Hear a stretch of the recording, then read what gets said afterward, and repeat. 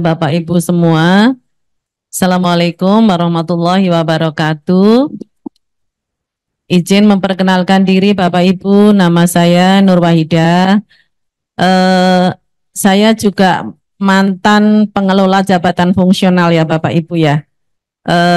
Sekitar lebih dari 20 tahun lah itu kami sudah menemani Bapak Ibu dalam proses pembinaan karir jabatan fungsional. Tapi jujur ini saya sudah setahun terakhir ini mengikuti dinamika, tapi saya kira ya belum hilang semua lah hafalannya tentang Japung. Mas Andi, tadi bahan udah disampaikan ya? Sudah. Berarti kita tinggal diskusi saja ya. Hah? Bahan yang itu belum. Oh, baik, Bapak Ibu mungkin kami sampaikan dulu beberapa slide terkait bahan supaya kita nanti punya pemahaman yang sama, persepsi yang sama terkait uji kompetensi. Jadi uji kompetensi ini dipersyaratkan dalam rangka kenaikan jenjang jabatan, dalam rangka perpindahan jabatan, itu disyaratkan uji kompetensi. Kalau yang tidak perlu uji kompetensi itu ya pengangkatan pertama kali. Jadi pengangkatan pertama kali itu tadi ada pertanyaan kalau 100% dia PNS. Padahal CPNS-nya dia calon misalnya medik veteriner. Nah ini untuk diangkat sebagai fungsional, dia tidak lagi perlu uji kompetensi. Tapi kalau saya jenjang muda mau naik madya atau pertama mau naik muda, itu dipersyaratkan. Artinya untuk Bapak Ibu yang sudah tadi ada cerita naik jenjang uji kom, saya kira perlu diprioritaskan untuk mengikuti uji kompetensi. Jadi di kemudian hari nanti tidak dipertanyakan, oh ini naik mudanya sudah uji kom ya pada saat akan naik madya. Ternyata belum. Nah itu nanti bisa menjadi constraint atau hambatan ya Bapak Ibu. Kami mulai saja untuk penjelasan singkat, nanti detailnya bisa kita diskusikan bersama Bu Nina dan tim juga. Jadi dasar hukum dari pelaksanaan uji kompetensi jabatan fungsional bidang pertanian itu Undang-Undang 20 yang sekarang kita sedang tunggu PP-nya. Semoga PP-nya on time bisa keluar di akhir bulan April ya Bapak Ibu. Jadi ini sebenarnya PP 20 dan Undang-Undang 20 dan Undang-Undang ini tentang ASN masih dipakai ngeblend gitu ya Bapak Ibu, termasuk ini ada PP 17, PP 11, kemudian Permenpan RB nomor 1, Peraturan BKN nomor 3 tentang audit, kemudian Peraturan BKN nomor 35 2019 dan Surat Edaran Menpan. Meskipun beberapa pokok dari surat edaran Menpan itu belum sepenuhnya bisa kita terapkan, tapi paling tidak beberapa poin yang lain sudah bisa kita acu ya Bapak Ibu. Lanjut Mas Andi. Nah untuk jabatan fungsional bidang pertanian, tadi di depan mungkin Bu Nina dan tim sudah menyampaikan bahwa dari 16 jabatan fungsional yang menjadi binaan Kementan, itu sekarang tinggal 12 Bapak Ibu. Dulunya malah 17 ya dengan analis ketahanan pangan. Jadi analis ketahanan pangan sudah kita serahkan pembinaannya ke Badan Pangan Nasional. Dari 16 jabatan fungsional kita, 4 jabatan sudah kita serahkan ke Badan Karantina Indonesia. Jadi tinggal ada 12 Bapak Ibu, mulai dari penyuluh, pengawas benih, POPT, APHP, PMHP, analis PSP, wasal sintan, pemeriksa PVT, medik veteriner, paramedik veteriner, wastukan, dan waspitna. Di sini disampaikan juga unit-unit pembina. Unit pembina itu artinya unit ini adalah unit teknis yang mengampu pembinaan teknis kepada Bapak Ibu semua. Dan di dalam unit eselon 1 ini ada sekretariat jabatan fungsionalnya. Artinya kalau pengawas benih tanaman itu sekretariat japungnya bukan sekretariat tim penilai ya Bapak Ibu, karena tim penilai sudah nggak ada lagi. sekretariat jabungnya adanya di Dijen Tanaman Pangan. Baik itu PBT Perkebunan, baik itu PBT Horti, itu sekretariat jabungnya ada di Tanaman Pangan. Kemudian untuk misal contoh medik veteriner sudah jelas ada di Dijen PKH. Sekretariat jabungnya ada di Dijen PKH Bapak Ibu ya. Lanjut. Nah, ini kedudukan Bu Nina, mohon maaf ada panggilan dari tenaga ahli menteri. Ya, siap. Ya, baik Bapak Ibu sekalian, saya lanjutkan, mohon izin Bu Karo. Bapak Ibu, untuk 12 jabatan fungsional ini bisa dilihat di tayangan bahwasanya kedudukannya ada di pusat, di provinsi maupun kota. Tadi seperti halnya pertanyaan Pak Rio dan Bu Hintan tadi ya, bahwasanya PBT itu hanya ada di pusat dan provinsi. Jadi yang ditanda merah itu berarti Bapak Ibu yang mohon maaf kabupaten kota tidak bisa mengampu pengawas benih tanaman.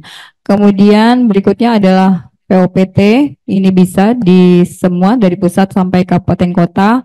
Kemudian analis pasar hasil pertanian, pengawas mutu hasil pertanian, analis prasarana dasar pertanian. Mohon izin ya Bapak Ibu ya, untuk analis PSP ini memang belum ada tunjangannya. Jadi ini kami sampaikan, kami dalam proses melakukan pembahasan ya. Jadi mohon izin Bapak Ibu di daerah maupun di pusat mohon bersabar bahwasanya memang untuk analis PSP ini belum keluar tunjangannya.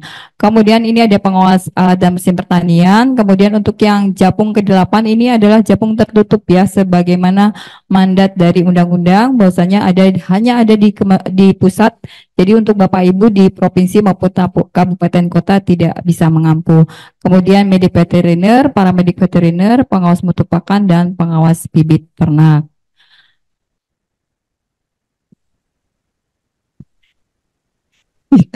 Monggo Ibu silakan. Maaf ya Bu Nina, Bapak Ibu semua, sambil-sambil ada panggilan darurat. Terima kasih Bu Nina, tadi sudah melanjutkan. Jadi Bapak Ibu ini kita lanjutkan terkait jenis-jenis uji kompetensi ya. Ada uji kompetensi untuk pengangkatan. Kalau nggak salah pengangkatan itu sekarang nggak pakai uji kom ya Mas Sandi? Oh, ya, tapi secara eksplisit kita tidak mengadakan uji kompetensi untuk pengangkatan ya. Jadi pada saat masuk CPNS ada uji SKD ya, SKB, seleksi kompetensi bidang itu sudah seakan seperti uji kompetensi pengangkatan Bapak Ibu. Kalau CPNS kan ada SKD, ada SKB. Jadi SKB ini mengacu ke jenis jabatan fungsionalnya.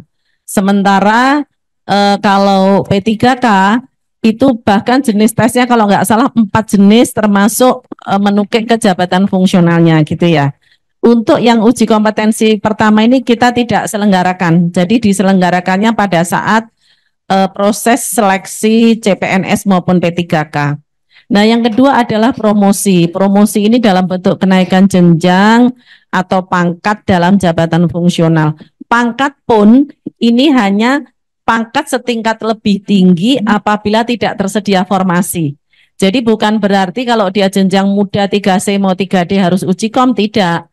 Tapi pada saat dia muda 3D akan naik madya menuju 4A, ternyata peta jabatan madyanya penuh. Nah, dia bisa mengikuti uji kompetensi untuk mengambil 4A-nya saja, bukan mengambil jenjang jabatannya. Gitu ya Bapak Ibu. Nah yang ketiga uji kompetensi perpindahan jabatan. Perpindahan jabatan itu penyuluh mau jadi POPT atau POPT mau jadi PMHP itu harus melalui uji kompetensi. Uji kompetensi nomor 3 ini seperti yang tadi ditanyakan yang sudah ada PBT. Padahal PBT itu terbatas untuk sampai tingkat provinsi saja. Nah, bisa didaftarkan masuk uji kompetensi dalam rangka perpindahan jabatan. Misalnya apa di Bapak Ibu yang ada lowong peta jabatan dan ada kebutuhannya. Misalnya PBT ke PMHP itu masih matching. asal sesuai kualifikasi. Bisa juga untuk memenuhi kebutuhan penyuluh, tidak masalah.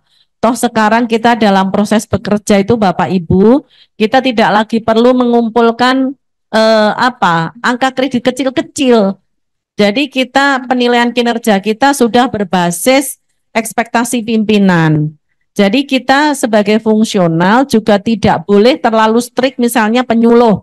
Oh, diminta bantuan untuk promosi kaitannya promosi produk pertanian. Nah, ini kan pekerjaannya APHP misal.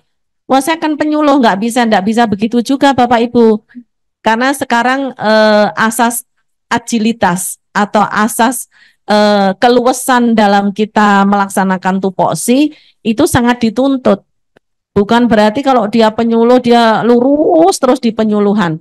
Sekali waktu ada penugasan yang masih terkait dengan bidang pertanian itu mestinya harus dilaksanakan.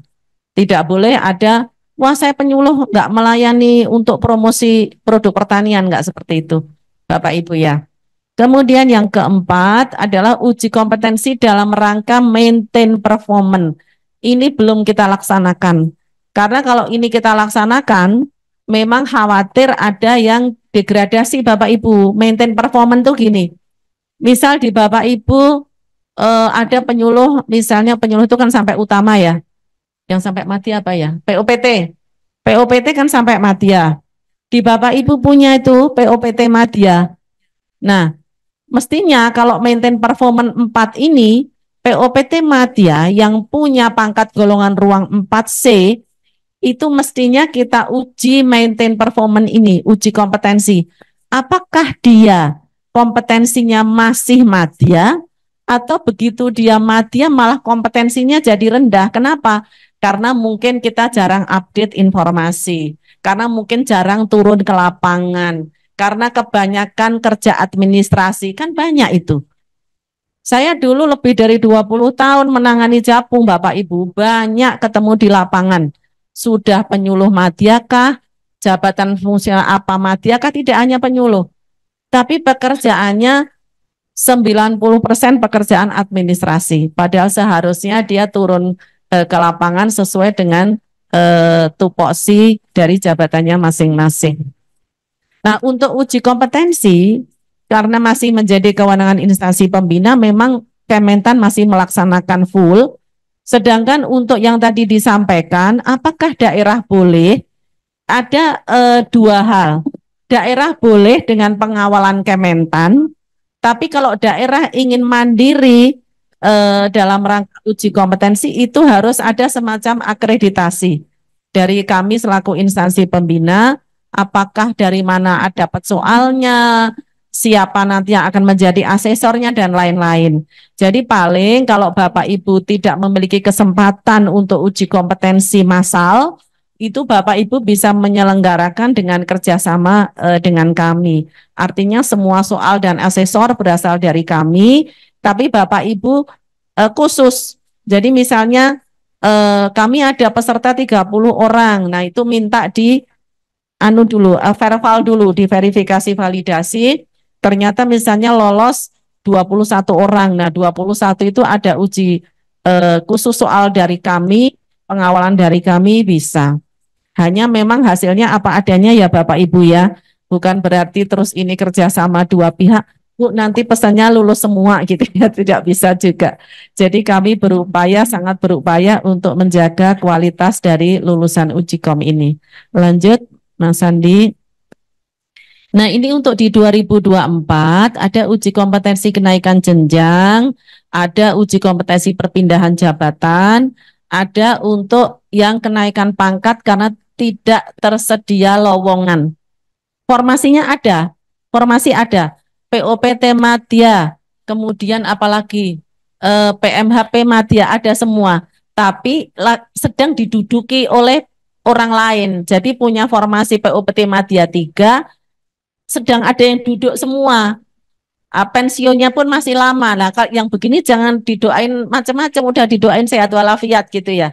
Artinya supaya kita ngambil saja kenaikan pangkat yang 1 kali itu. Belum karena jenjang jabatannya masih full, petanya diduduki oleh teman kita gitu ya. Kemudian untuk perpindahan jabatan, kita tidak mengkotak-kotakkan soal, hanya kalau itu perpindahan jabatan kita laporkan perpindahan jabatan, soalnya sama, mau dia dari JPT ke fungsional, antar fungsional maupun dari keterampilan ke keahlian. Gitu ya Bapak Ibu. Jadi kita mengacak soal secara otomatis. Lanjut. Nah, untuk yang detilannya ya, untuk yang kenaikan jenjang tadi, kita mengacu ke Permen-Pan RB nomor 1 tahun 2023 bahwa memang ada sedikit perbedaan dengan Permentan 35 ya Mbak Nina ya. Kita mengacu ke aturan yang lebih baru dan lebih general. Kalau dulu kita 80% pemenuhan angka kredit boleh. Kalau yang sekarang sesuai Permen-Pan 1 harus full. Jadi kalau dia madya akan naik ke madya, berarti dia di muda itu sudah mengumpulkan 200 angka kredit ya, atau akumulasinya adalah 400. Jadi kalau 400 itu bicara angka kredit akumulasi model lama, sementara kalau model baru sekarang di muda asal sudah 200 itu sudah bisa naik jenjang jabatan. Kalau dengan model konversi ya. Nah, ketentuan khususnya tersedia kebutuhan atau lowongan peta jabatan, memenuhi angka kredit 100%, predikat kinerja baik. Nah, ini persetujuan formasi dari Kementerian Pan RB ini memang beberapa menjadi constraint atau kendala, karena mungkin Menpan juga mengakomodir 500-an lebih kabupaten ya, dan instansi pusat juga. Ini mungkin lumayan hektik, apalagi sekarang sedang musim input formasi untuk CPNS P3K Bapak Ibu. Jadi kami dari instansi pembina mempersilahkan Bapak Ibu kalau mengikuti uji kompetensi selama sudah memperoleh rekomendasi kami dari Kementan. Kalau persetujuan Menpan itu kan satu step lagi ya, setelah rekomendasi dari Kementan minta persetujuan Menpan. Nah, untuk uji kom silahkan menggunakan rekomendasi dari kami dulu, tapi pengangkatannya nunggu ada persetujuan ya Bapak Ibu. Karena itu nanti kan terkait dengan persetujuan Menpan, kemudian dimasukkan Bapak Ibu ke Pergub atau Perbub, kan begitu, terkait dengan peta jabatannya. Kalau di peta jabatan tidak ada, belum termasuk atau jumlahnya lebih, berarti kemungkinan tidak bisa terbayarkan tunjangannya, kan begitu Bapak Ibu ya. Jadi mohon hati-hati di proses yang satu ini. Kemudian untuk predikat angka kredit tadi harus 100% ya. Kemudian predikat kinerja baik, SKP bernilai baik 1 tahun terakhir. Nah, dan ini semoga ini di daerah sudah diterapkan ini Bu Nina. IKI itu indikator kinerja individu yang ada di SKP-nya Bapak Ibu, itu paling tidak sudah sesuai dengan ruang lingkup JF yang akan dimasukin. Jangan sampai IKI saya, indikator kinerja individu saya yang ada di SKP, bunyinya adalah pelaksanaan administrasi keuangan.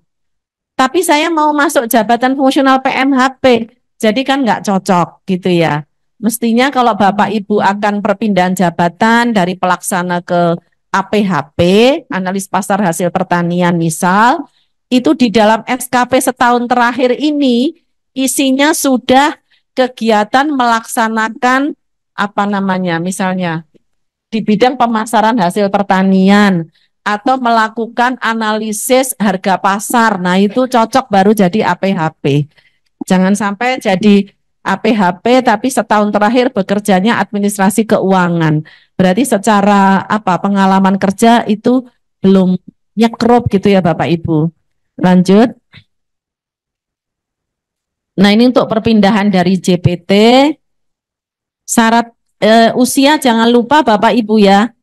Jadi usia maksimal untuk ikut uji kom ini Mbak Nina ya, 52 tahun 6 bulan untuk ke ahli pertama dan muda. Kalau JPT sudah pasti 60 nih, namanya jabatan pimpinan tinggi ya, arahnya sudah bisa utama. Tapi utama ini sekarang kan persetujuan dari Menpannya di moratorium ya Bapak Ibu. Kami pun di instansi pusat banyak calon-calon utama yang belum bisa terfasilitasi diproses kenaikan jabatan ke utama. Kenapa? Karena persetujuan dari Menpan, kalau yang ini wajib banget harus ada dulu. Kalau tidak ada tidak bisa. Nanti bisa-bisa kita TGR pas usia 62 tahun. Loh Bu Ida, ini kelebihan 2 tahun. Kena TGR, wah naudzubillah min dzalik ya, jangan sampai. Jadi kita mesti harus sangat hati-hati. Kalau untuk JPT memang karena JPT ini usia maksimalnya 60, jadi dia paling tidak 6 bulan sebelumnya harus sudah request untuk proses perpindahan. Yang penting persetujuan Menpannya ada. Kalau tidak ada tidak bisa. Jadi khusus untuk perpindahan mungkin tidak hanya dari JPT ya, itu ada usia maksimalnya Bapak Ibu. Ini usia maksimal saat dilantik ya. Untuk pertama dan muda itu maksimal 53, untuk madya itu maksimal 55, untuk utama itu maksimal sebelum 60 sudah dilantik. Kenapa di sini diberikan maksimal 52 6 bulan, 54 6 bulan? Karena kan kita perlu proses. Bapak Ibu lulus uji kom, kalau ternyata sebulan lagi pensiun, prosesnya belum kelar udah kadung pensiun gitu ya. Jadi memang mesti ada spare waktu. Lagi pula juga belum tentu satu kali uji kom itu langsung lulus. Ada yang sudah mencoba 2-3 kali belum lulus. Nah ini padahal kami maksimal mengadakan itu 2 kali ya Mbak. 2 kali setahun itu maksimal Bapak Ibu. Karena memang secara khusus tidak dianggarkan ada uji kom di Biro Oke. Jadi kita lebih menjembatani, melakukan bridging sampai dengan nanti ada unit kerja khusus yang menangani uji kompetensi ini Bapak Ibu. Lanjut. Nah, ini perpindahan antar JF tadi mungkin cocok nih dari sisi maksimal usia ya. Kalau JPT mungkin usianya hanya yang ini aja 54,6 dan 58,6 gitu Bapak Ibu ya. Jadi pengalamannya paling singkat 2 tahun dilihat dari mana? Mestinya ini Bapak Ibu unit pembina yang hadir di sini. Kalau mau tahu pengalaman 2 tahunnya itu tidak hanya dari surat pernyataan pimpinan ya Bapak Ibu. Tapi dari lihat SKP-nya. Kalau lihat SKP-nya isinya apa baru ketahuan benar pengalaman apa tidak gitu. Karena kalau hanya dari surat keterangan dari pimpinan, kadang-kadang waduh kasihan ini anak buah saya masuk Japung surat keterangan berpengalaman, tapi melihat apa SKP isinya pengalaman di bidang keuangan, padahal Japung yang ingin dimasuki adalah PMHP, PBT, POPT gitu. Jadi mungkin bagus juga Bu Nina kalau apa itu tadi SKP itu bisa di isinya apa bisa ikut di upload untuk membuktikan bahwa memang pengalaman 2 tahun ini valid. Bahkan menurut saya nggak usah pakai surat keterangan dari pimpinan, asal upload SKP kontennya apa itu bisa menjadi tolok ukur kita yang bersangkutan betul ada pengalaman atau tidak gitu ya. Lanjut.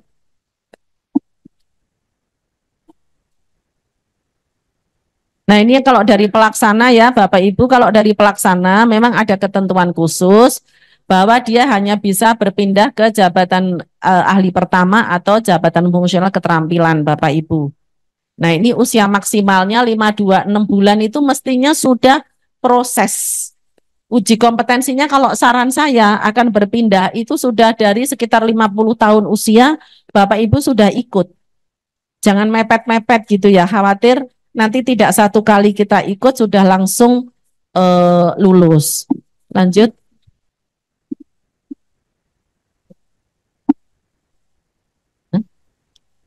Lagi Mas Andi lanjut. Oh ini yang keahlian ya. Keahlian perpindahan jabatan hanya JF ahli pertama atau ahli muda. Nah telah mencapai golongan pangkat 3A. Ini pertama atau ahli muda ini lebih mengacu yang ini ya. Di Permenpan 1 diizinkan ya masuk ke ahli muda. Ya. Nah ini kalau yang ada tidak matching antara Permenpan RB 1 dan 3, saran saya kita ambil yang aman saja, hanya masuk JF ahli pertama ya Mas Andi ya. Jadi kalau seperti ini dipertentangkan nanti di BKN-nya lolos pada saat ada ini dari Menpan, oh nggak bisa seperti itu ya. Jadi kita cari yang aturan yang aman saja ya Bapak Ibu ya. Untuk dari pelaksana itu hanya pertama atau keterampilan. Kalau dari keterampilan ke keahlian itu kita ambil yang ke ahli pertama. Lanjut. Karena keterampilan itu bukan berarti anu ya Bapak Ibu di bawahnya keahlian nggak seperti itu. Ini sebenarnya teamwork antara keterampilan dan keahlian. Nah, untuk kenaikan pangkat dalam hal tidak tersedia lowongan formasi, kami juga melayani uji kom jenis ini, Bapak Ibu. Yang penting di Bapak Ibu itu formasinya ada. Yang disebut formasi ada itu begini, POPT Madya, Bapak Ibu muda. Ada Madya 3 orang, tapi sedang ada yang duduk semua, kursinya nggak ada kosong. Sementara Bapak Ibu, aturan selama ini, kalau jabatan Madyanya belum dapat, kan Bapak Ibu nggak dapat 4A-nya. Nah, sekarang di Permenpan 1 bisa tuh madya penuh, kita muda mau naik ngambil pangkatnya saja boleh.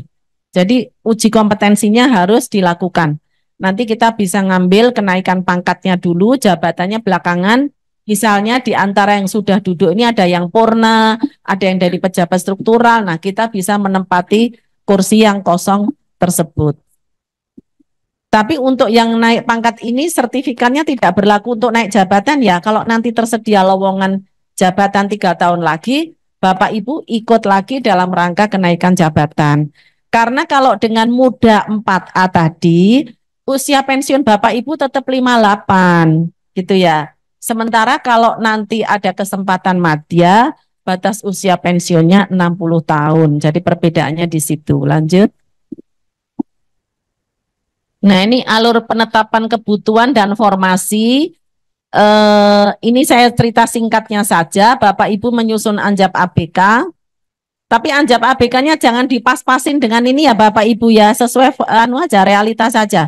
Kadang-kadang kami sering menerima Anjap ABK-nya itu dipas-pasin dengan jumlah yang berminat untuk masuk Japung itu gitu. Jadi khawatir itu nanti akan jadi beban kerja kelebihan atau beban kerja kekurangan. Jadi setelah ABK masuk surat khusus dari Pemda, masuk ke kami, ada verbal dari Bapak Ibu unit pembina yang tadi kami sampaikan. Bapak Ibu unit pembinanya hadir di sini, Bapak Ibu nanti bisa tanya juga. Setelah itu nanti ada rekomendasi formasi dari Kementan. Kemudian Bapak Ibu minta surat persetujuan ke Menpan atas dasar rekomendasi dari Kementan. Setelah ada persetujuan Menpan, Bapak Ibu baru inputkan atau masukkan sebagai substansi dari keputusan gubernur atau keputusan bupati wali kota, baru itu namanya jadi peta jabatan. Kalau sudah jadi peta jabatan, itu ready to use, siap untuk dipakai, siap untuk digunakan ya Bapak Ibu. Tapi kalau baru rekomendasi kami, itu belum sah untuk digunakan formasinya.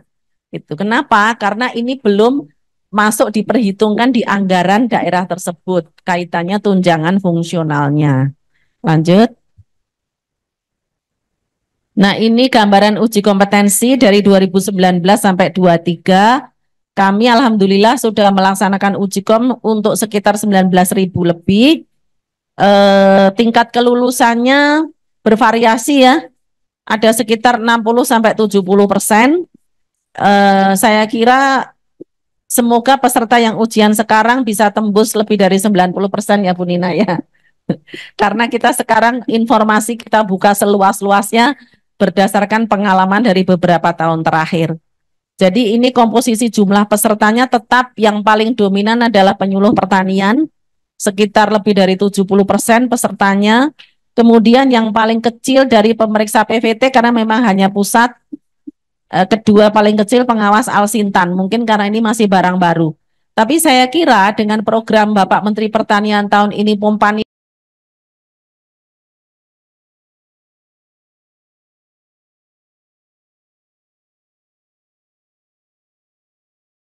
ya, oplah, optimasi lahan dan pompanisasi, saya kira Bapak Ibu perlu ini pengawas Alsintan. Untuk nextnya dalam rangka maintain ini juga sangat diperlukan.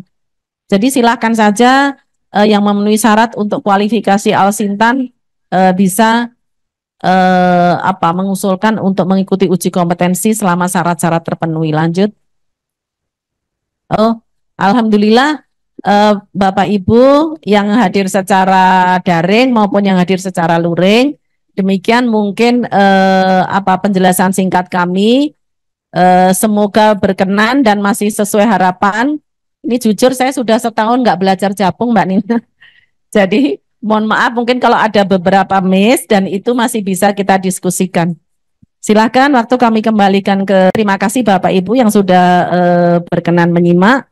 Wassalamualaikum warahmatullahi wabarakatuh. Waalaikumsalam warahmatullahi wabarakatuh. Terima kasih kepada Bu Ida selaku Kepala Biro Organisasi dan Kepegawaian atas penjelasannya terkait dengan jabatan fungsional bidang pertanian. Ini izin Bapak Ibu, Bu Ida ini sudah 20 tahun menangani jabatan fungsional. Oh, 24 tahun malah Bapak Ibu ya. Jadi insya Allah apa yang ditanya oleh Bapak Ibu atau kesulitan Bapak Ibu atau permasalahan beliau nanti bisa memberikan solusi atau jawaban. Izin Bu, nanti saya buka termin pertanyaan. Bapak Ibu ini cukup banyak ini yang bertanya baik di chatroom maupun yang sudah mencoba untuk bertanya ya Bapak Ibu, izin saya prioritaskan untuk Bapak Ibu yang menggunakan background kami karena di awal tadi sudah kami sampaikan dan tolong open kamera, itu yang kami prioritaskan untuk mendapatkan sesi pertanyaan. Silakan Mas Andi, siapa dulu nih? Kami buka 2 termin sebagaimana tadi pagi ya Bapak Ibu. Untuk termin pertama kami buka untuk 3 orang. Silakan Ibu Ida Eliza dari Kabupaten Kepahyang. Silakan memperkenalkan dari dinas atau dari instansi mana. Mangga Ibu.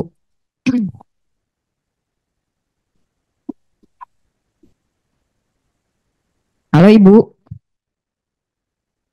Ibu Ida, oh sama namanya ini, sama-sama Ibu Ida. Ida, penyuluh pertanian kayaknya. Ini ya. Silakan Bu. Iya, terima kasih Ibu atas kesempatannya. Saya mau menanyakan seperti ini, Bu. Ada 2 pertanyaan. Yang pertama itu ada kasus teman di kabupaten saya. Kami kan dari penyuluh pertanian kan Bu ya, Kabupaten Kepayang, Provinsi Bengkulu. Dia itu pengangkatan pertama dari THLTB, berijazahkan D3. Nah, pengangkatan itu kan dari D3-nya kan Bu, dia pertamanya otomatis golongan 2. Kemudian sewaktu dia masih THLTB, dia itu kuliah di S1. Nah, dia udah ada ijazah S1, tapi waktu 100% pengangkatan naik pangkat pertama itu tetap ke 2D. Nah, sementara teman kami yang kemarin tuh sama-sama diangkat dari kesehatan itu, Bu, yang punya SST-nya itu, dia waktu naik pangkat pertama itu udah bisa ke yang Iko, Bu, ahli, bukan lagi terampil itu, Bu. Bisa nggak si teman ini, pas sekarang kan dia angka kreditnya udah penuh tuh, Bu, ya, udah cukup untuk naik. Bisa nggak dia itu langsung ke ahli kayak gitu, nah, Bu? Itu yang pertama. Yang kedua, kami di Kabupaten Kepahyang itu Bu ada kendalanya itu dari tahun kemarin nggak bisa UKOM itu karena terkendala surat rekomendasi itu kan Bu ya.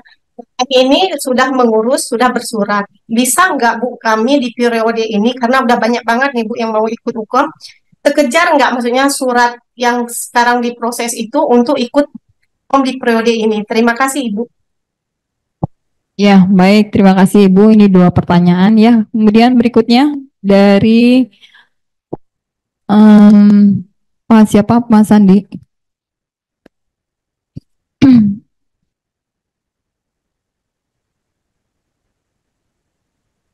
Siapa yang dipilih Mas Sandi? Ya. Oh, dari Ibu Ari Sindawati dari Badung juga. Oh, tadi sebenarnya sudah ada ya perwakilan Badung ya. Tadi Badung juga tadi. Ini Badung, dari Badung juga. Iya. Ya silakan Ibu. Kayaknya ibunya pernah ke kantor ya, kalau nggak salah ingat. Bener ya Bu? Silakan Bang Ibu.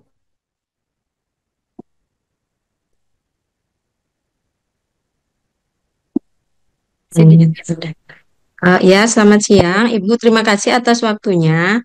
Mungkin tadi ibu kami dari BKPSDM Badung udah bertanya, mungkin terkait dengan apa namanya permasalahan kami kan sudah lulus UKOM untuk madya, sementara persyaratan yang baru tadi disampaikan diperlukan surat persetujuan rekomendasi dari surat persetujuan formasi JF dari Kemenpan RB. Nah, itu dari alurnya itu kan dari BKPSDM daerah yang mengusulkan ya. Nah, itu yang pertama saya ingin tanyakan. Yang kedua, prosesnya itu berapa lama? Karena apa namanya sertifikat UKOM kami udah keburu kadaluarsa Oktober ini gitu. Apakah itu nanti tidak berlaku, dan bahkan maaf angka kredit kami juga sudah berlebih gitu. Kalau konvensionalnya udah di atas 430 gitu. Kan kasihan kami berapa tahun lagi menunggu gitu. Mungkin itu yang ingin saya tanyakan. Kemudian yang kedua, ada teman kami yang ingin melakukan perpindahan jabatan dari JF Wasbitnak ke medik veteriner. Apakah memerlukan surat rekomendasi dari Permenpan RB juga atau tidak? Mungkin itu dua pertanyaan yang kami tanyakan. Mohon maaf bila ada yang tidak berkenan. Terima kasih. Mohon pencerahannya. Ya, baik. Ini kayaknya bukan dua, Bu, 3 pertanyaan tadi ya. Berikutnya Pak Yasir dari Konawe. Silakan Bapak.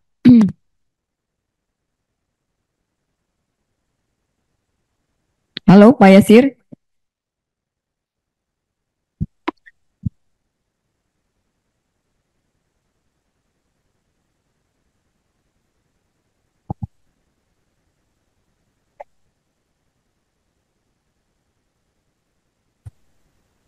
Halo Pak Yasir, silakan Bapak.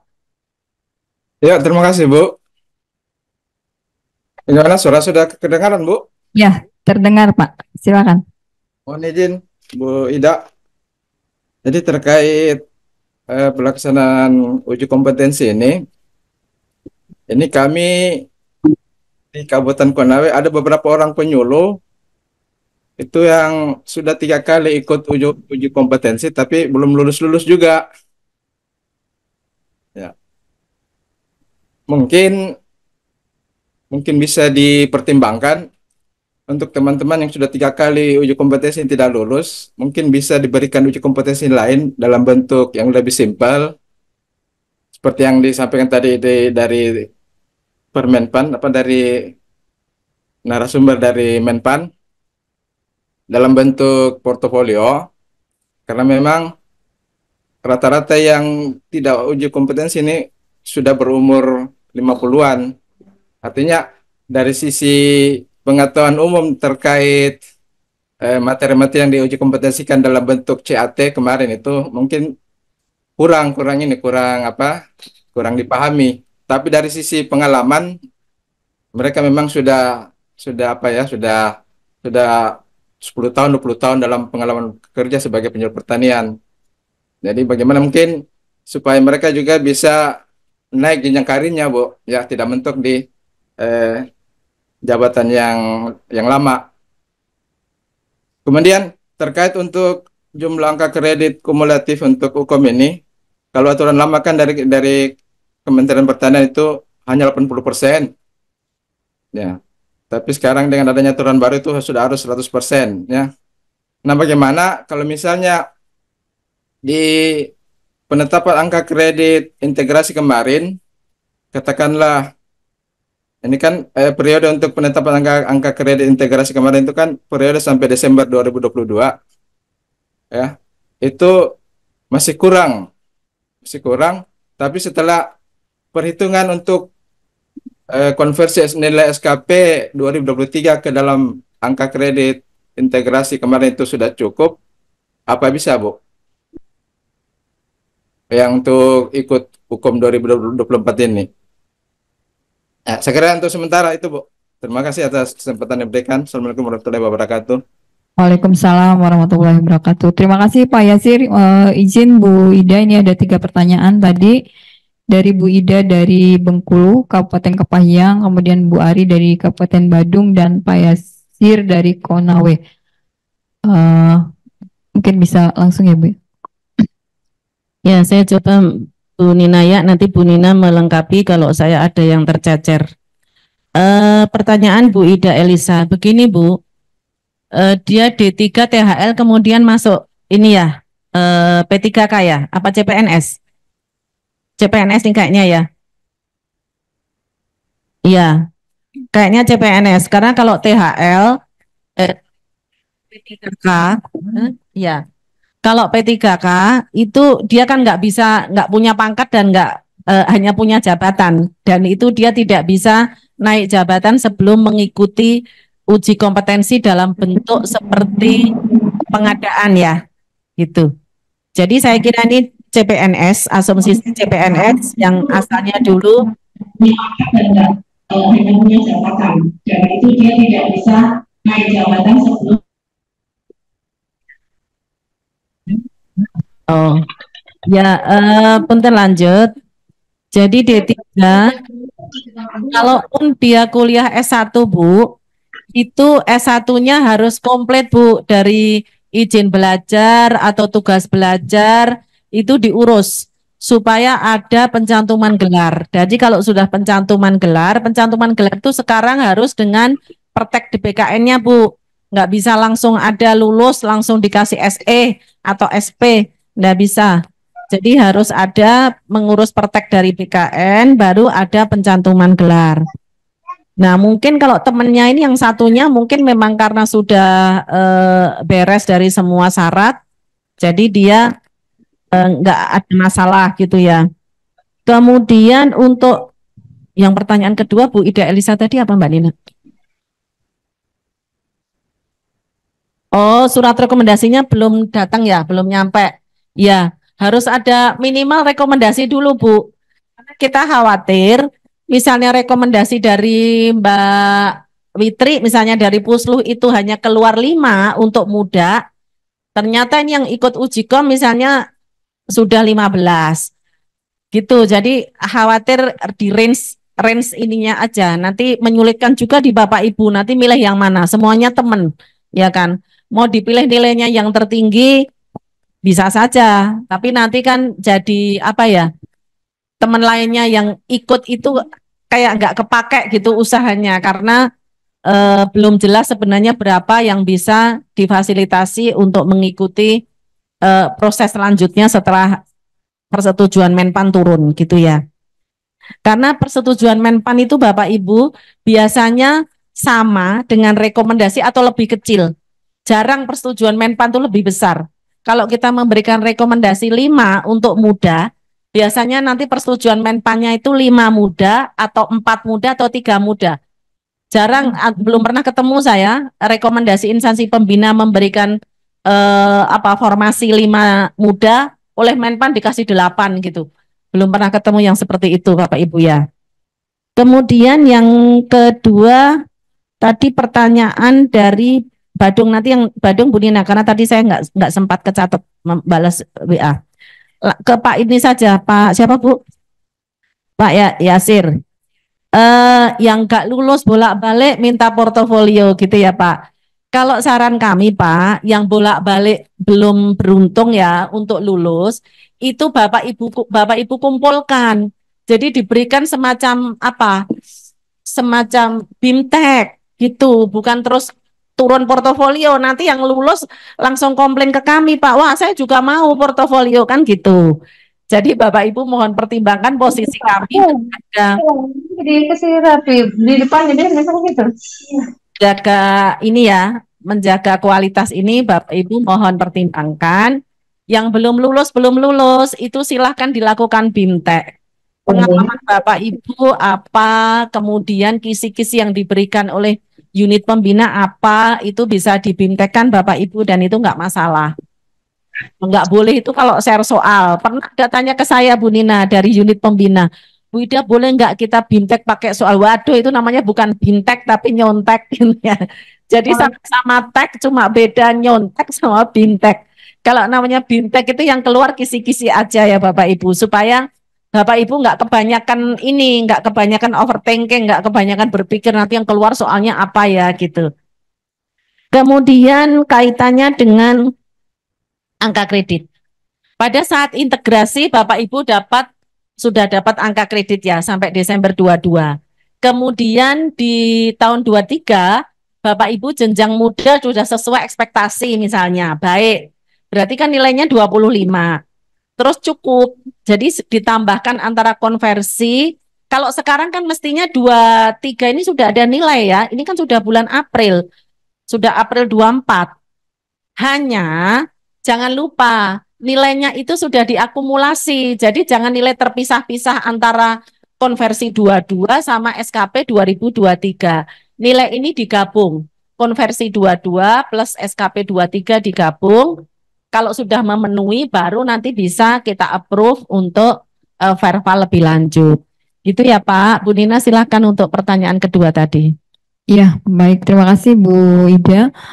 Tadi pertanyaan dari Bu Ari dari Kabupaten Badung. Ini sudah lulus uji Komadia, tapi surat formasi dari Menpan RB-nya belum keluar. Jadi tadi mungkin sudah disampaikan oleh Bu Arin ya, Bu Ari dari Badung, bahwasanya pada saat pengangkatan memang surat formasi dari Menpannya harus sudah terbit ya, sehingga pada saat Bapak Ibu sudah lulus uji kom otomatis harus segera diusulkan oleh BKD atau BKPSDM ya. Untuk berapa lama prosesnya harusnya tadi Ibu tanya sama Bu Arin, karena kami tidak mengetahui berapa lama prosesnya karena memang itu kewenangan dari Menpan RB. Kemudian karena surat sertifikat uji komnya sudah kadaluarsa. Jadi Bapak Ibu untuk preventifnya ke depan pada saat Bapak Ibu sudah mengusulkan uji kom, otomatis yang tadi disampaikan oleh Bu Karo, alur proses sampai dengan penetapan oleh Anjap ABK-nya atau formasi oleh Bupati itu semua terlewati. Jadi manakala Bapak Ibu sudah lulus itu surat menyurat atau administrasi itu sudah selesai dan sudah bisa diusulkan atau diangkat sebagai pejabat fungsional. Ya, kemudian mungkin itu ya Bapak Ibu sekalian dari tiga pertanyaan. Berikutnya kami buka lagi 3 orang penanya. Kami silakan Mas Andi untuk dicari penanya yang sudah waiting list.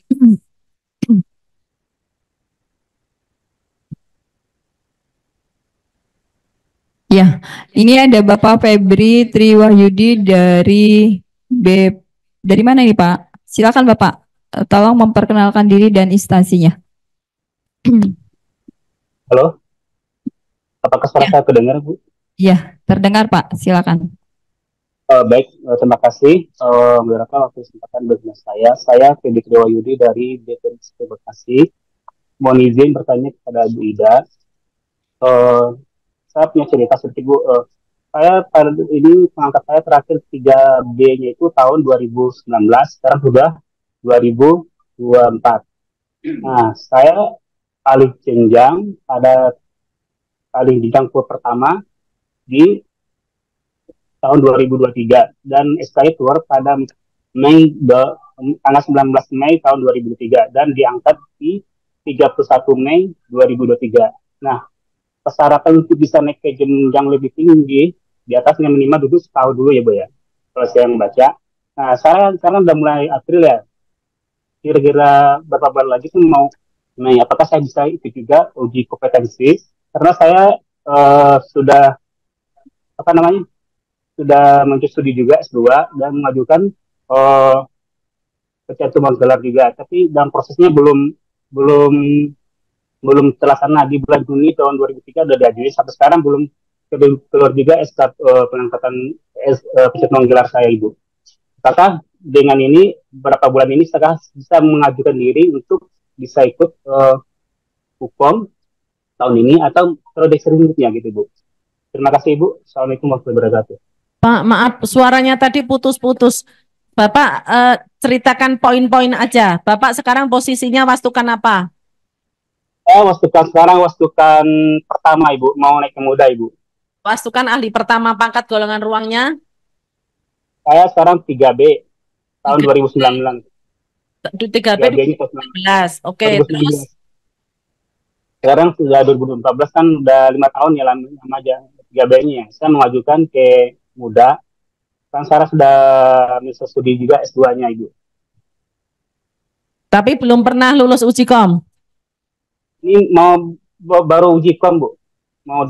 apakah saya boleh nggak diperbolehkan tuh uji kom karena dari umurnya belum paling sekitar tidak sebulan lagi deh. Gitu. Oh, Mbak Yulia dengarnya apa tadi? Bapaknya ini 3B, jenjangnya ahli pertama ya. Pertama apa mahir? Pertama, Bu. Mau ikut uji kom. Hambatannya apa tadi? Karena umurnya bulannya belum cukup setahun, setengah 1 bulan lagi gitu ya. Hah? Enggak, masih muda. Suaranya putus-putus. Di sini semua nggak dengar. Jadi kenapa? Halo, Bu. Suaranya Bu. Halo? Ya, suaranya putus-putus. Jadi gimana? 2019 sebagai naik 3B. Yeah. Sekarang angka kredit sudah berapa? Sudah memenuhi syarat untuk ke UKOM ke muda, Ibu. Oh, berarti seharusnya sudah bisa ahli muda. Yang jabatan apa tuh? Dari kemarin di kebiruan dari kepegawaian PKH katanya umur belum cukup katanya dari stuck itu karena belum setahun full katanya. Kan diperkirakan bulan Mei ya UKOM-nya ya, nggak tahu saya gitu, Bu. Oh, maksudnya naik jabatannya belum bisa karena belum setahun full. Ya. Nah, ini nanti setahun fullnya sambil eksekusi. Sekarang ikut uji kom saja. Tapi untuk eksekusi naiknya nanti nunggu minimal 1 tahun karena memang di dalam jabatan itu kan minimal 1 tahun ya, gitu sebelum beralih, gitu ya. Clear ya? Berarti boleh, Bu ya, ikut tahun ini, Bu ya, bulan periode pertama, Ibu ya? Ikut saja, tapi nanti pada saat diajukan itu harus minimal sudah terpenuhi minimal 1 tahun tadi, ya. Baik, terima kasih, Bu. Assalamualaikum warahmatullahi wabarakatuh. Waalaikumsalam. Baik, untuk pertanyaan kedua dari Ibu Pungki dari BKP SDM Karawang. Silakan, Ibu.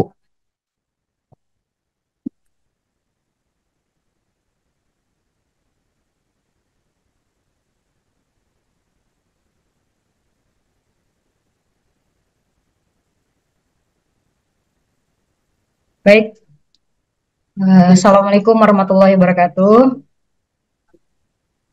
Terima kasih Bu Ida, Bu Nina atas kesempatannya. Perkenalkan, saya Pungki, analis SDMA dari BKP SDM Kabupaten Karawang. Mohon izin bertanya, Bu.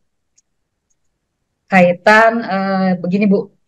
Apakah di dalam aturan baru saat ini sesuai dengan ekspektasi pimpinan ya, Bu, untuk angka kredit, pengembangan profesi sudah tidak lagi diperhitungkan di dalam angka kredit? Jadi ketika kita sudah menggunakan ekspektasi pimpinan di sini, pertanyaan saya apakah profesi itu sudah tidak lagi diperhitungkan, Bu, di dalam angka kredit? Lalu, jika kita memiliki pendidikan 1 tingkat lebih tinggi, apakah kita itu harus mengikuti ujian PI dulu, Bu, untuk mencukupi angka kredit? Karena melihat ketika kita ingin penyesuaian angka kredit atau penyesuaian ijazah, itu kan ijazah dinilai 25% dari kebutuhan angka kredit KP ya, Bu. Dan itu juga sesuai dengan Bu Ida tadi, bahwasanya kita harus pencantuman gelar terlebih dahulu dari BKN. Nah, setelah dari BKN sudah ada pencantuman gelar, barulah kita memasukkan angka kreditnya di dalam PAK konversi. Nah, apabila misalkan belum sesuai juga angka kredit kita, misalkan pada saat ini golongannya di 2B mau ke 3A, berarti harus mencukupi misalkan 50 angka kredit. Nah, itu misalkan belum mencukupi kebutuhan angka kredit, apakah harus mengikuti ujian penyesuaian ijazah dulu? Dan setelah itu apakah dalam jenjangnya juga harus mengikuti uji kompetensi ahli pertama? Itu pertanyaan yang pertama, Bu. Yang kedua, jika tingkat uji kompetensi terampil ke ahli seperti golongan 3D penyelia, apakah itu bisa langsung, Bu, mengikuti ke ahli muda kenaikan jenjangnya? Mungkin itu aja, Bu, pertanyaan saya. Terima kasih Bu Nina dan Bu Ida. Assalamualaikum. Waalaikumsalam warahmatullahi wabarakatuh. Terima kasih Bu Pungki. Selanjutnya ini Ibu dari Provinsi Papua dari Disbunak, Dinas Perkebunan dan Peternakan. Silakan Ibu memperkenalkan diri.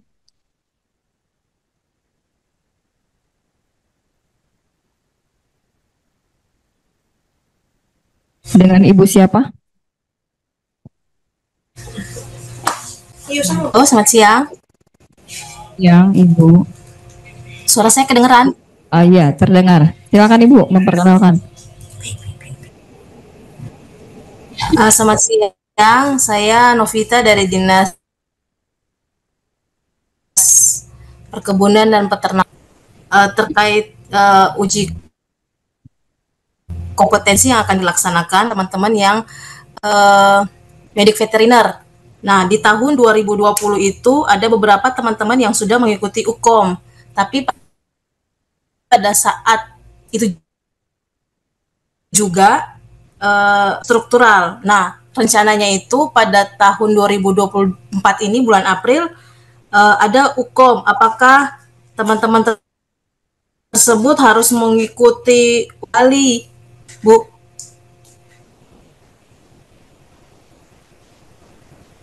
Ya, gimana Bu tadi tahun 2020 ikut uji kom, terus jadi struktural gitu ya? Halo Bu? Halo Ibu? Iya, di tahun 2020, ya di tahun 2020 itu ya halo. Iya ya. Di tahun 2020 itu beberapa medik veteriner dinyatakan lulus, tapi di tahun yang bersama juga diangkat menjadi struktural. Ya. Terus pertanyaannya apa Ibu?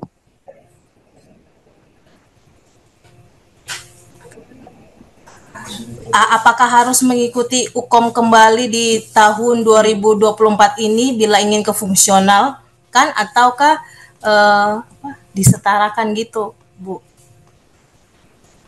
Ya. Baik. Sudah Ibu?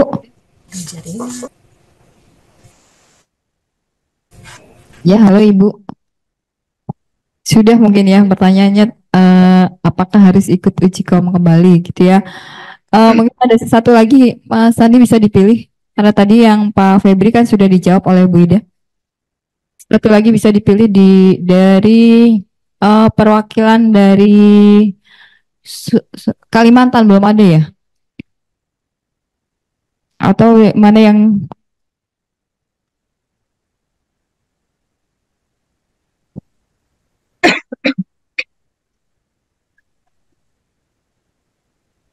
tadi dari Sumatera sudah, dari Sulawesi sudah. Coba dari provinsi yang lain, Mas.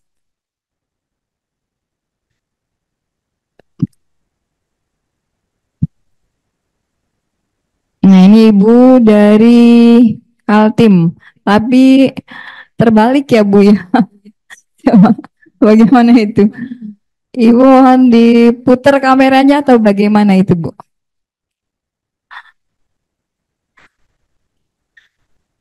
Halo Ibu Erta. Oh, jadi ya silakan. Ya, halo. Ibu mohon izin open kamera ya Bu.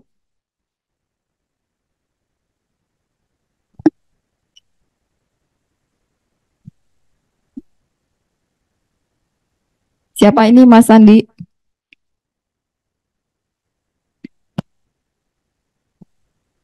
Oh, masih terbalik. Ya nggak apa-apa lah.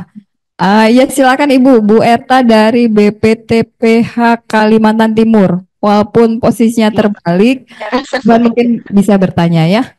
Silakan Bu. Ya, terima kasih Ibu. Saya dari POPT Kaltim. Mau bertanya, ini ada teman kami yang sudah lulus uji kom itu di tahun 2022.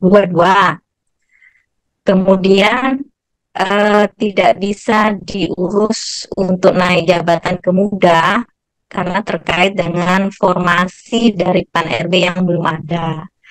Nah, takutnya Bu, untuk tahun 2024 ini kan habis limitnya kan sampai 2 tahun saja. Ini bagaimana Bu? Terima kasih. Ya, sudah Ibu, baik. Mohon izin Bu Ida. Ini ada tadi 4 orang bertanya, tapi yang Mas Febi sudah dijawab ya. Ada Ibu Pungki dari Karawang, kemudian Ibu Novita dan Ibu Erta dari Kalimantan Timur. Enggak, Ibu. Ya, terima kasih Bapak Ibu semua dan Bu Nina. Ini saya coba jawab yang pertanyaan Bu Pungki ya dari BKPSDM Karawang. Bu, jadi profesi itu sekarang sudah tidak digunakan sebagai bahan penilaian, Bu. Yang akan menilai siapa kalau atasan buru-buru nilai ya Bu, baca aja nggak sempet itu kalau ada pengembangan profesi ya. Jadi sekarang penilaiannya full ekspektasi pimpinan. Nah, kaitannya dengan ijazah 25%, intinya ini harus ijazah yang sudah memperoleh pencantuman gelar. Nah, kalau tidak salah sekarang itu pejabat fungsional boleh ikut PI ya, Bu Nina ya. Nah, kalau dulu kan nggak boleh. Kalau PI itu kan hanya yang non fungsional. Sekarang fungsional boleh ikut PI.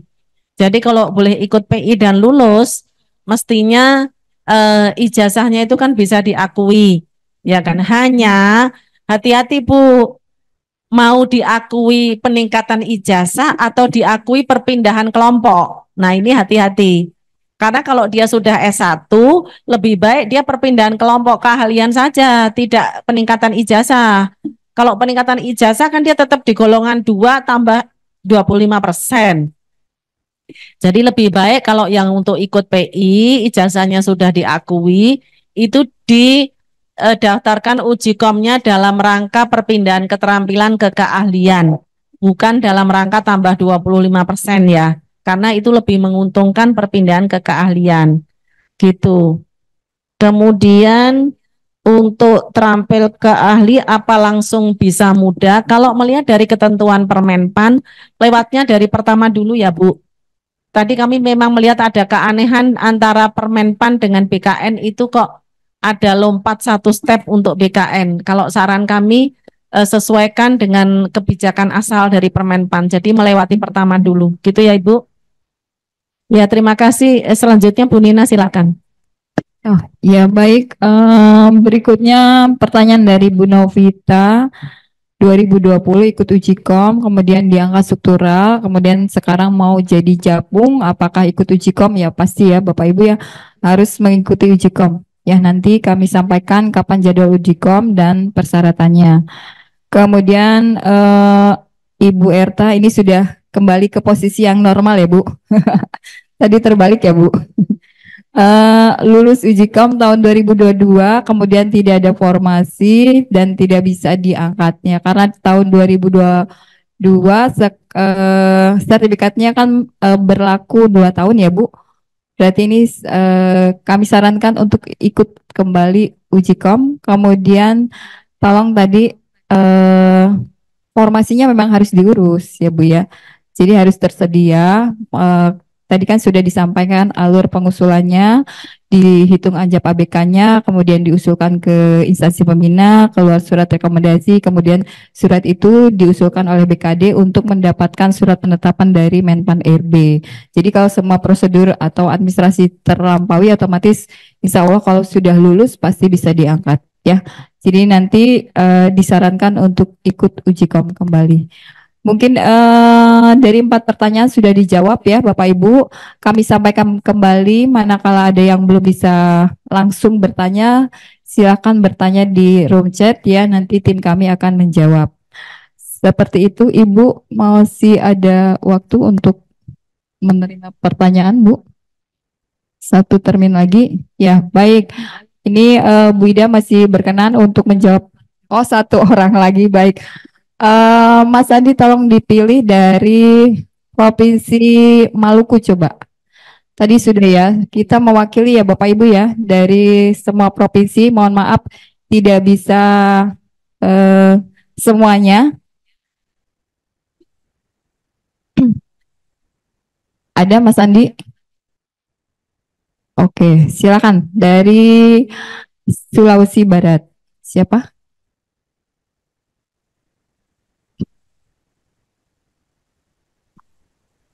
Bu Nina sambil menunggu ada pertanyaan, saya izin buka chat chatbox ya. Ini pertanyaan Pak Zahlul, kenapa tim pembina POPT harus desain perkebunan? Jadi Bapak Ibu, kalau POPT tanaman pangan, nggak apa-apa, kontak melalui tanaman pangannya di Dijen Tanaman Pangan bisa juga, nanti diteruskan ke perkebunan.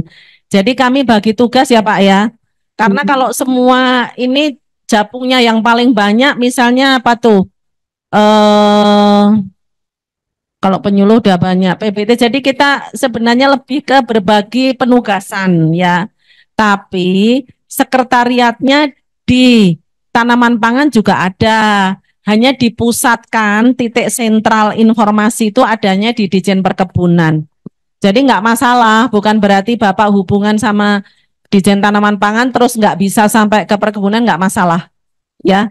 Tetap yang tanaman pangan mau hubungan tanaman pangan dengan Mbak Ai, dengan Mbak Meta dan teman-teman nanti tetap akan sampai juga ke teman-teman Dijen Perkebunan sebagai sentral informasi untuk POPT.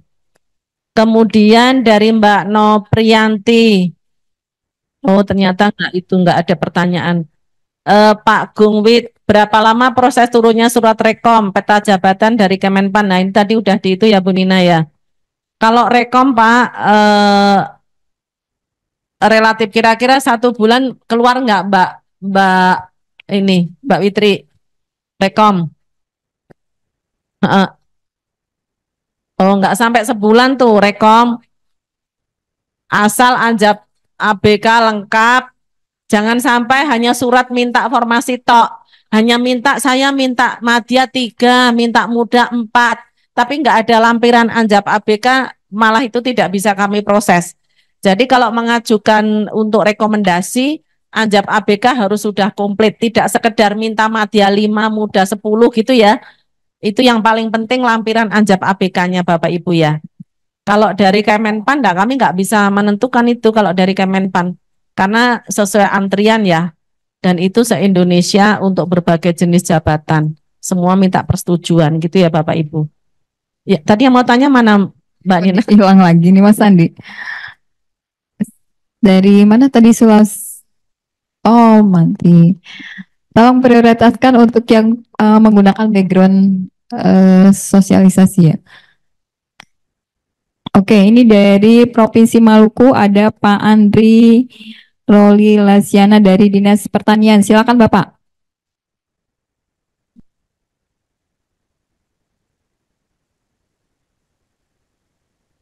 Walaupun tidak menggunakan background, karena Bapak sudah terpilih, kami persilahkan untuk bertanya. Ya, terima kasih atas kesempatan yang diberikan. Untuk pertanyaan saya mengenai yang tidak ada formasi, tapi bisa ikut UKOM. Apakah dari jenjang muda mau naik ke Madya, itu bisa S1, apakah tingkat pendidikannya harus S2? Yang harus ikut UKOM yang tanpa ada lowongan jabatan tuh Ibu. Karena berhubungan teman-teman kami di Provinsi Maluku, Madyanya sudah full, tapi ada teman-teman yang dari muda yang bisa ikut ke Madya. Apakah itu harus S2? Apakah tingkat pendidikannya harus S2 atau bisa S1 Ibu? Oh, ini untuk yang ini ya, ada beberapa capung yang sudah mensyaratkan S2 untuk jenjang madya, contohnya PMHP. Penyuluh sudah belum ya? Belum, masih S1. Kalau penyuluh utama harus S2. Jadi memang beda-beda syarat ya Pak. Bapak capung apa nih? Saya nih penyuluh pertanian ahli madya. Oh ya, penyuluh pertanian ahli madya masih boleh S1 ya Pak ya? Ya. Maksud pertanyaan saya, apakah teman-teman kami yang penyuluh muda yang tingkat pendidikannya S1 boleh mengikuti uji kom untuk naik ke golongan 4A walaupun tidak ada formasi madya? Oh ya ada, tapi di tempat Bapak kan ada formasinya, ada sebutan madya itu ada yang duduk kan? Iya, kita bertiga sudah duduk. Berarti boleh. Yang nggak boleh itu kalau di suatu daerah tidak diperbolehkan ada madya. Jadi nggak ada formasi madya, tidak diberikan. Nah, ini orang nggak bisa naik dari muda ambil 4A. Tapi kan Siap, siap. ada Bapak nih, ada Bapak yang jadi madya. Berarti Iya. sebenarnya boleh, hanya kursinya penuh, kan gitu. Ya, ya. Madianya 3 Ibu. Ya. Ya, sudah terisi 3-3. Kalau yang begini boleh Pak ikut uji kom dalam rangka naik pangkat pangkat golongan ruang saja boleh. Oh, siap Ibu. Jadi tidak perlu harus tingkat pendidikan S2 Ibu toh? Nah, kalau penyuluh, tapi kalau PMHP pengawas mutu hasil harus S2 ya Pak. Oh, siap, siap. Terima kasih atas informasinya Ibu. Oke, terima kasih Bu Nina, terima kasih Bapak Ibu semua unit pembina, terima kasih. Saya mohon izin undur diri, nanti Bapak Ibu dari tim akan memandu Bapak Ibu. Pertanyaan di chatbox-nya luar biasa banyak, saya sebenarnya juga penasaran, tapi harus waktunya pulang ke kantor karena ada beberapa acara yang harus dilaksanakan. Kami sangat berterima kasih partisipasi Bapak Ibu semua, semangat untuk mengikuti UKOM, nggak usah takut memikirkan nanti lulus apa enggak, yang penting ikut dulu dan yang penting memenuhi syarat. Gitu ya Bapak Ibu, semoga semuanya sehat dan bisa lulus 100% supaya tahun 24 ini rekor lulusannya semua lulus gitu ya. Terima kasih, mohon maaf kalau ada yang kurang berkenan. Assalamualaikum warahmatullahi wabarakatuh. Izin undur diri. Waalaikumsalam warahmatullahi wabarakatuh. Iya, terima kasih Bu Ida selaku Kepala Biro Organisasi dan Kepegawaian atas materi dan penjelasan serta solusi ya buat Bapak Ibu semua, baik yang di pusat maupun di pemerintah daerah terkait dengan pelaksanaan atau regulasi pada jabatan fungsional bidang pertanian. Mohon izin Ibu, nanti kami lanjutkan acaranya. Kita berikan aplaus dulu yang di sini ya Bapak Ibu ya untuk Ibu Kepala Biro Organisasi dan Kepegawaian kita. Terima kasih Ibu. Bapak Ibu sekalian yang hadir secara online atau daring, setelah nanti kami rehat sejenak ya Bapak Ibu, karena kebetulan di WIB di kami di waktu Indonesia bagian Barat sudah masuk waktu sholat. Walaupun tadi dari teman-teman yang ada di Witas sudah minta izin untuk sholat, nanti kami hadir kembali, kami rehat 15 menit ya, karena ini masih ada beberapa penjelasan yang mungkin bermanfaat buat Bapak Ibu sekalian. Kemudian kita masuk kembali sekarang jam berapa Mas Anto? Ya, sekarang jam 12, kita masuk kembali jam 12.30 ya. Karena teman-teman yang di Witas sudah mulai join lagi ya. Kami tutup dulu ya Bapak Ibu sekalian, tetap standby karena masih ada 2 materi lagi yang secara teknis nanti disampaikan oleh tim kami, sehingga mungkin menjadi bahan atau masukan buat Bapak Ibu yang akan mengikuti uji kom periode pertama tahun 2024. Terima kasih, saya ucapkan wassalamualaikum warahmatullahi wabarakatuh.